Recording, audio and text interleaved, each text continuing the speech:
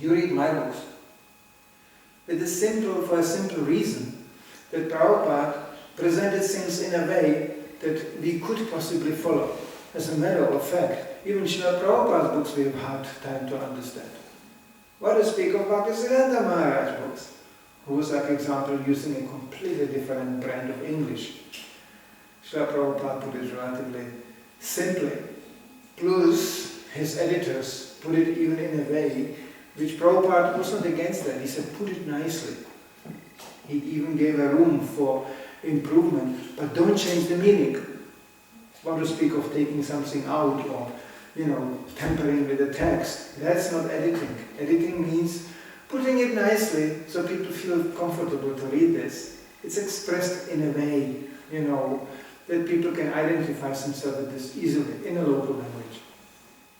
It's a very subtle border where you start to change things. In other words, the editor must be empowered enough to understand really the meaning so he doesn't change it.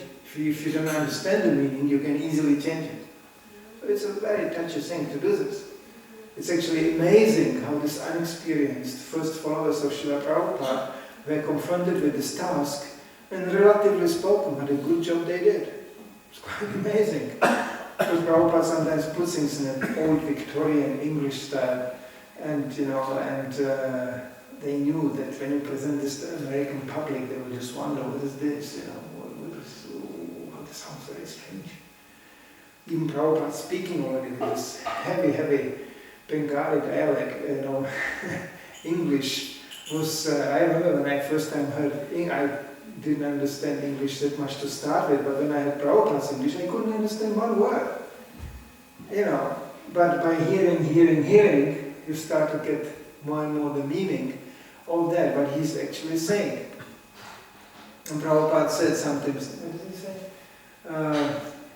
say?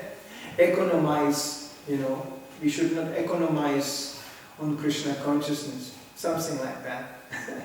Instead of, we should not capitalize on Krishna consciousness or derive some material benefit, try to derive some material benefit. He said, economize.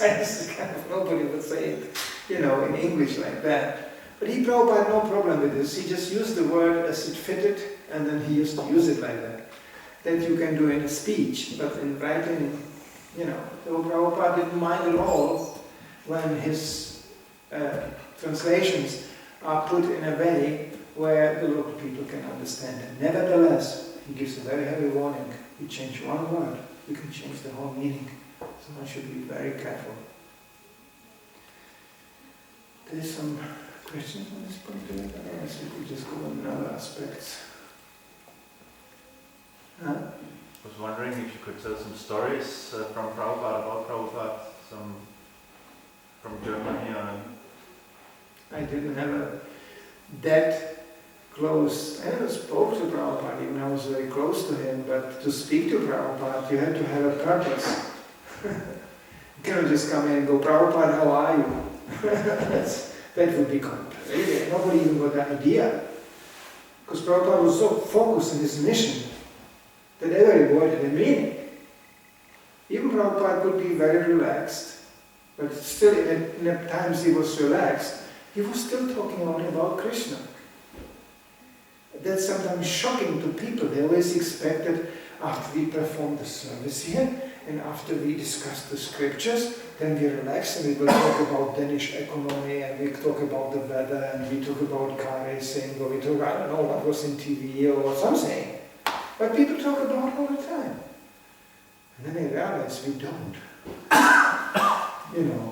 Like a new devotee is still very prone to just talk and follow the line, whatever the mind dictates. You start to speak about Krishna's energies, earth, water, fire and ether. Look how it manifests in the Danish weather. And the Danish weather is getting worse and worse. And and when it's constantly raining, I remember, when I was a child it was raining too. And we were on the beach and it was raining. And the ocean was very cold. I remember that. And in the ocean my father was swimming. And then I remember my father And my father was drinking beer, and I remember the beer. And then and suddenly from earth, water, fire, or either, you are somewhere way out there discussing how much beer your father was drinking. This is how speculation goes. So devotees are very keen not to do that. We know we have only 24 hours a day, and every minute counts. So we are supposed to be, engaged in Krishna consciousness, enhance our memory of Krishna. So being with Prabhupada was impossible to get some kind of relaxed moment where you could say, hey Prabhupada, do you like this car? It's a nice car, isn't it? It's not impossible. Prabhupada just look at you and you have finished with your car discussion. Prabhupada could in a very wonderful way connect things to Krishna in an amazing way sometimes. Like Prabhupada said, car, yes, it's a very nice car. I could give you practically any subject in this room. I could connect to Prabhupada. Anything you will point out in this room, I could practically connect you to Prabhupada. That's how real Prabhupada was. Prabhupada said, Prabhupada, and even before they discussed it, some cars, it was in the 60s, where the American cars were really big. Not like today, Toyota. There was no oil shortage. It just arrived when Prabhupada was here. That was the first crisis. Prabhupada liked it very much. He said, just Z, no oil. There was suddenly an oil shortage, And until then, America had the cheapest petrol in the whole world. And they were driving this huge car, with just this gasoline-eating monsters, And the car industry, the car couldn't be big enough. That was the 60s, This Cadillac and Chevrolet, the car was big like this home, And they were sitting in it, and it was like the time where everything was suddenly possible. The American dream came true. The cars were huge, and they were had funny forms, wings in the back, almost assuming shapes of airplanes, and it was just any fantasy was possible. Huge piles of steel and metal, driven by engines which were like the size of the 1/3 of this room, eating petrol like mad, and it was like big time America. You could sit in a car, and when you sit down, the car was going like this and like that, without even driving. It was like a big sofa. And that's what Prabhupada pointed out in the video. He said, these cars are nothing else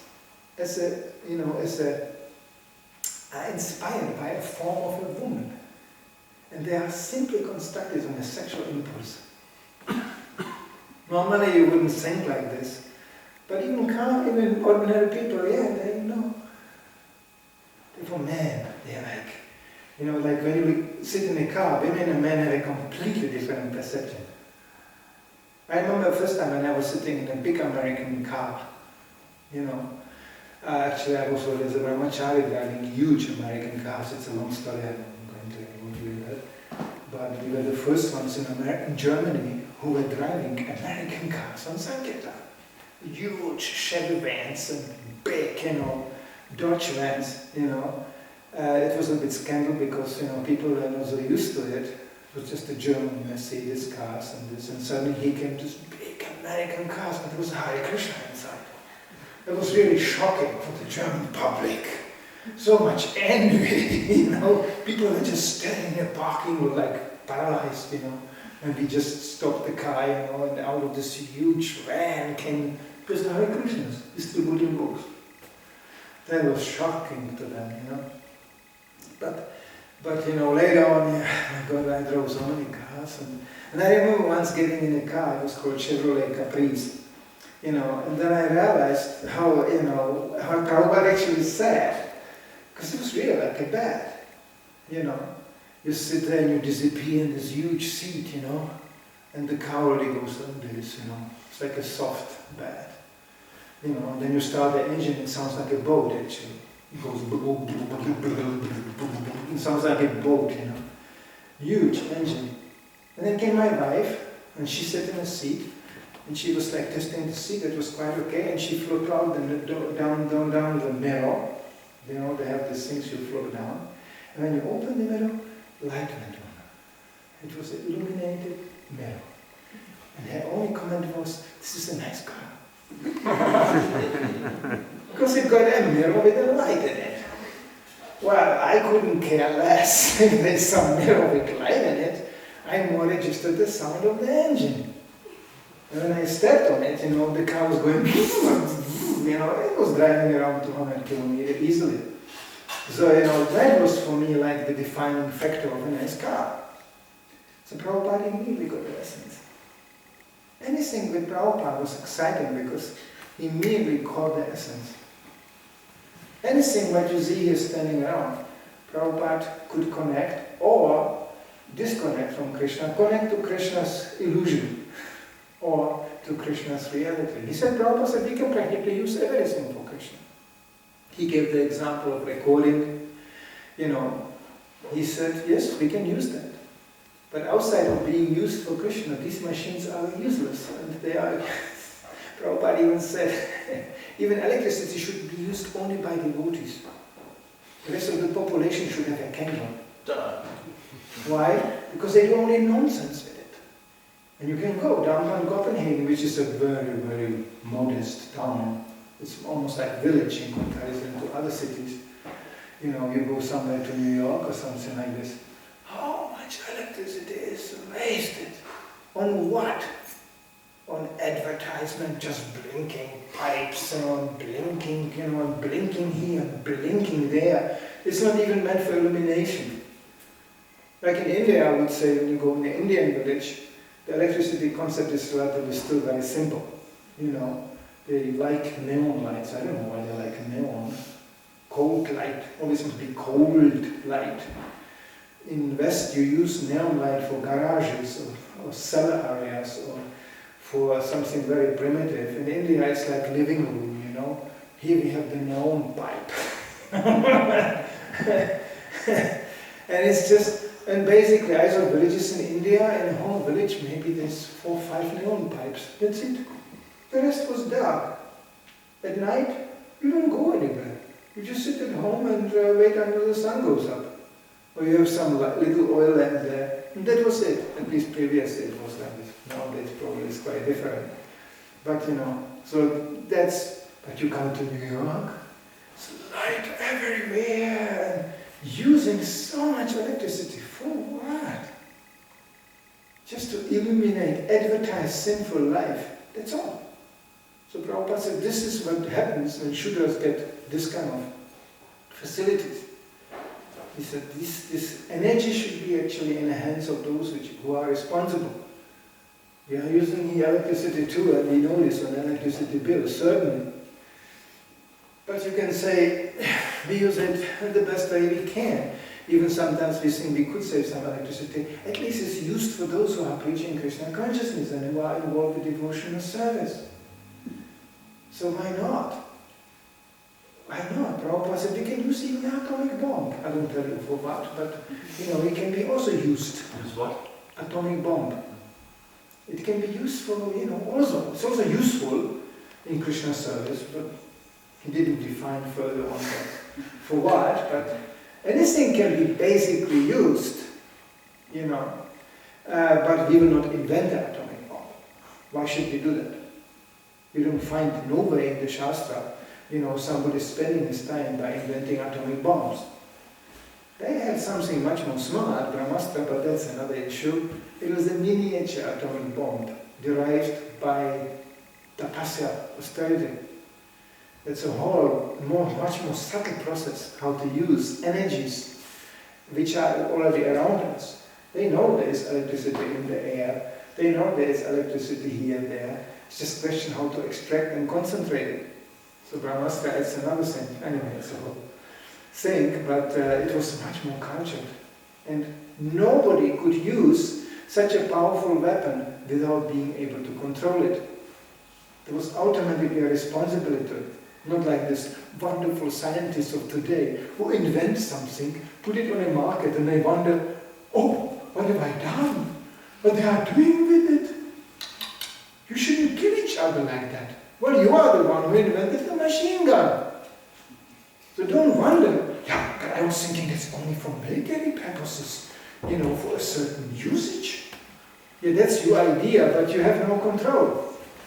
So constantly around us, things are getting out of control. There's something much worse coming up. That's called genetic, control of organic plants, where you manipulate the design, you go to the texture, to the design, genetic design, and you manipulate that. As one biologist said, this scientific research and these products they will produce will make, atomic bomb look like a cracker. Simply a New Year's firework in comparison to what they are doing. Because they are tampering with something organic which will mutate and change into something else with unpredictable results. Because it's a living organism. So they develop, a bug-free corn which will become a man-eating plant, or I don't know what it will become. Something completely insane. You will have a corn of the size of atomic bomb or something like this. So, they don't know. They don't know. They simply start some process without controlling the result. So Prabhupada defied all this. He said there's a misuse of human intelligence. What's the use? Use what you have in front of your nose, what Krishna already gave. And that was the beautiful thing to be with Srila Prabhupada. He showed us what things are really meant for, how we should use them, to whom they belong. And we should just say, thank you Krishna, and use it, and offer it to him, and then be simple and happy. Why not be simply happy as to be complicated and miserable? This society makes nothing else as, even eating, sleeping, mating and defending became so complicated, people cannot even have it. They are so screwed up, they cannot even have sex because they speak so much about it, and it's just how to have it, and at the end they cannot even have it. Because they're so complicated, they have to go to the psychiatrist. Help, I cannot have sex. People had sex since thousands of years, so what? Monkeys know how to do that, and there are no psychiatrists for that. Prabhupada said all this education is completely misplaced. He said, you don't teach people how to eat and have sex. Just watch. They will grow up, they will find out, don't worry. You don't have to even introduce them to that. They will automatically find out. You don't have to teach a child, and now here, the child will immediately know, here. You don't have to teach a boy how to be attracted to a girl, or a girl being attracted to a boy. You don't have to do that. You just put them close to each other and watch. They will do things they don't even know what they are doing. You don't have to teach people how to reproduce themselves. You know how to make babies? No. Don't worry, they will find out. Quick as you think. Sometimes the parents are shocked how quick the children find out how to have babies. This is already arranged, everything. You don't have to tamper with these things. Let it go. The real thing is to deal with the substantial issues like who is me, where do I come from, and little details like that. And this is where Srila Prabhupada was. So to have a casual talk with him was very difficult. Nobody even dared. Srila Prabhupada, what do you think today about the weather? And Prabhupada was obviously aware. He said, it's a little bit chilly today, isn't it? Isn't it? A little bit chilly. And that was it. And then Prabhupada, he was very concerned with details. He told his own disciples sometimes, you look so skinny, you should eat more. Why are you so skinny? There's one lecture, Prabhupada starts a lecture, it's in Mayapur, in India. In a time of the year where it's relatively chilly, it can get cold in the morning. That's one of them. Another one was somewhere in Canada. Yeah, in Toronto, I think.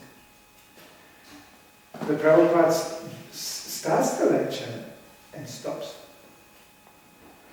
And he calls the temple president and he goes, why are so little dresses are cold here? Devotees have no proper dress. And the temple president, you can hear, he says, well, Prabhupada, we are in this climate, we are used to cold. Prabhupada doesn't. He said, no, they are shivering, they are cold. It's your responsibility to make sure that devotees are not cold. They need rest. This is before even Srila Prabhupada started to recite Srimad Bhagavatam. So he was very practically aware. I just read about one of the first incidents in America at the time where the movement had probably 20 members. It was reported to Prabhupada in a letter that Garga Muni had to go to the hospital, and that means in America to pay. You have to pay for the hospital.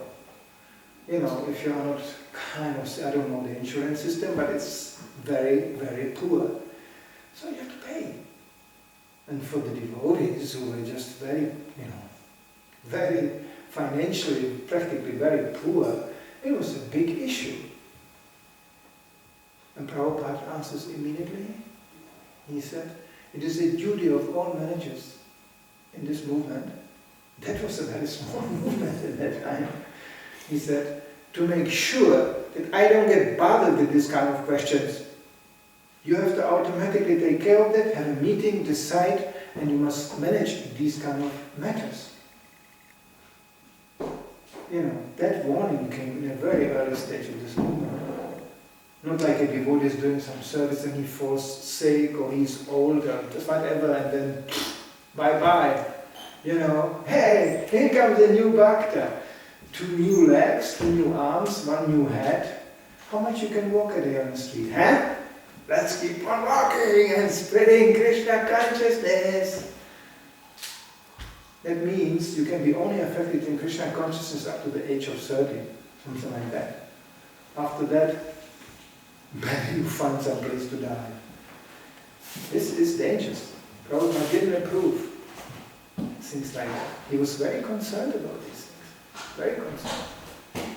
So this is just one aspect of Srila Prabhupada. It was amazing how caring he was.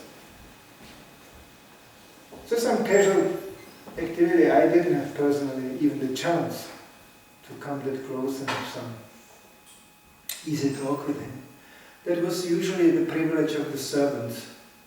They got Prabhupada in the most intimate moments, where Prabhupada, they discovered that Prabhupada is very knowledgeable. I mean, he grew up in India, So he knew everything. He knew about one of his servants. He told me, Prabhupada told me things which definitely have nothing to do with the discussion of a disciple and spiritual master. But when Prabhupada was relaxed, he described Indian culture as such, and he knew very well. Like you wouldn't believe it, I read letters which Prabhupada wrote to Gurudas Prabhu. Gurudas Prabhu started practically the Vrindavan temple. The construction and everything, he was very much part of it. And the legal permits, when Prabhupada wasn't there. Prabhupada was in the West. And per letter, he guided Gurudas all the time. What to do. And Gurudas wrote him back, oh, now we have this paper here. They ask us to have this permission. What shall we do? Prabhupada writes in detail. You go to Mathura, you go to this place, to this office, even names he mentions. And he writes, you have to speak to this man, and then you have to go and acquire this permit from him. Prabhupada knew all this in great detail. And he was managing construction, which is a very complex thing, from a distance of thousands of kilometers. So Prabhupada was not just an ordinary guru who just only speaks about Krishna, because he saw all this being exactly connected to Krishna. So there was nothing you could talk about with Prabhupada which was not connected to Krishna ultimately. So that was the challenge, of course.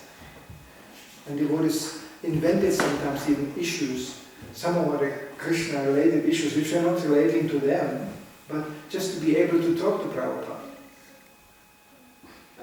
I remember once I was in Paris when Prabhupada gave a lecture. And after the lecture in Paris temple, a small place those days, there was one devotee who asked Prabhupada after the Bhagavatam lecture, why somebody stole his bike amongst the devotees.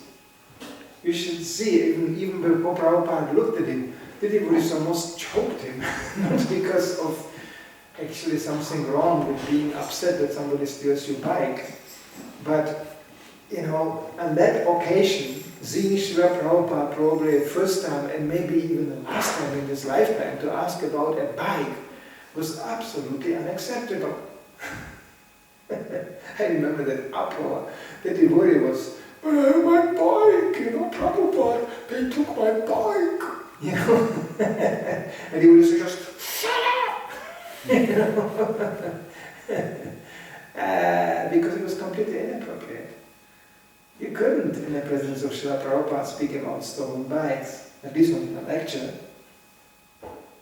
So to ask Prabhupada something and speak with him about something, that was a challenge.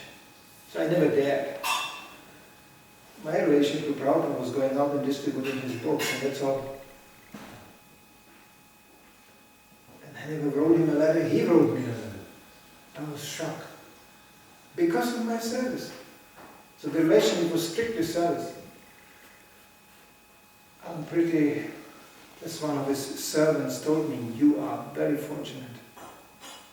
Because when Prabhupada left, for me, what was left to do is to stay in tune with the service I already had. Somehow. But for those who had his personal servants, who were serving in the Vapu form, they were sometimes deeply traumatized. Because they couldn't do that anymore. And they didn't have that personal, direct supervision of Srila Prabhupada. Those who were actually not able to grasp the Vani and were depending only on a Vapu, they got in trouble. Whereby I was already trained in a Vani regime from the beginning because I didn't have the chance of Vapu very much. So,